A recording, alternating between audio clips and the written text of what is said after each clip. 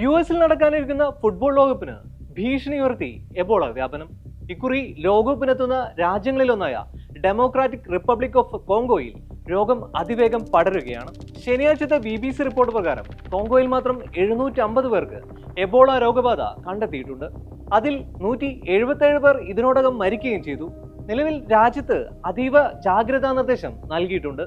Ebola വ്യാപനം വർദ്ധിച്ചതോടെ Congo ഭരണകൂടം രാജ്യത്തെ പൊതുജനാരോഗ്യത്തെ ഹൈ റിസ്കിൽ നിന്നും വെരി ഹൈ റിസ്ക് ആയും തരംതിരിച്ചിട്ടുണ്ട്. നിലവിൽ മരുന്ന് ലഭ്യമല്ലാത്ത ഈ രോഗത്തിനുള്ള വാക്സിൻ നിർമ്മാണം ആസ്ട്രാസെനക്കയുടെ നേതൃത്വത്തിൽ പുരോഗമിക്കുകയാണ്.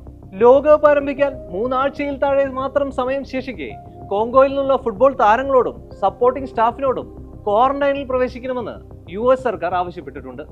വൈറ്റ് ഹൗസ് ടാസ്ക് ഫോഴ്സിന്റെ എക്സിക്യൂട്ടീവ് ഡയറക്ടറായ ആൻഡ്രൂ ഗുലിയാനിയാണ് കോങ്കോയ്ക്ക് മുന്നിൽ ഈ നിബന്ധന വച്ചിരിക്കുന്നത്.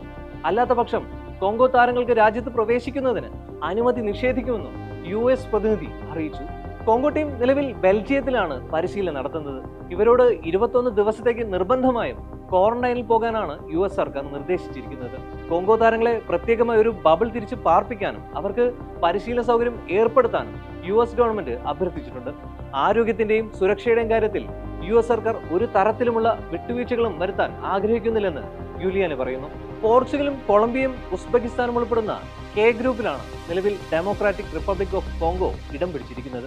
ജൂൺ 17 ഹൗസ്റ്റണിൽ പോർച്ചുഗലിനെയും 23 ഗ്വാഡലജാരയിൽ കൊളംബിയയെയും ജൂൺ 27 അറ്റ്ലാന്റയിൽ ഉസ്ബെക്കിസ്ഥാനെയുമാണ് അവർക്ക് നേരിടേണ്ടത്. കോങ്കോയുടെ നിലവിലെ ഫ്രഞ്ചുകാരനായ കോച്ച് സെബാസ്റ്റ്യൻ ഡെസാബ്രെ ഉൾപ്പെടെ മുഴുവൻ ടീമംഗങ്ങളും യൂറോപ്പിലാണുള്ളത്. ഒട്ടുമിക്ക താരങ്ങളും യൂറോപ്യൻ ലീഗിലാണ് കളിക്കുന്നത്. ക്യാപ്റ്റനും ഡിഫൻഡറുമായ ചാൻസൽ എംബംബെ ഫ്രഞ്ച് ലീഗ് 1-ൽ ലില്ലയുടെ താരമാണ്.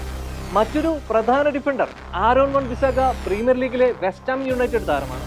കോങ്കോ ടീമിലെ പ്രധാന സ്ട്രൈക്കർമാരിൽ ഒരാളായ യോനെ വിസ ന്യൂ കാസിൽ യുണൈറ്റഡിന്റെ പ്രധാന ഗോൾ വേട്ടക്കാരനാണ്.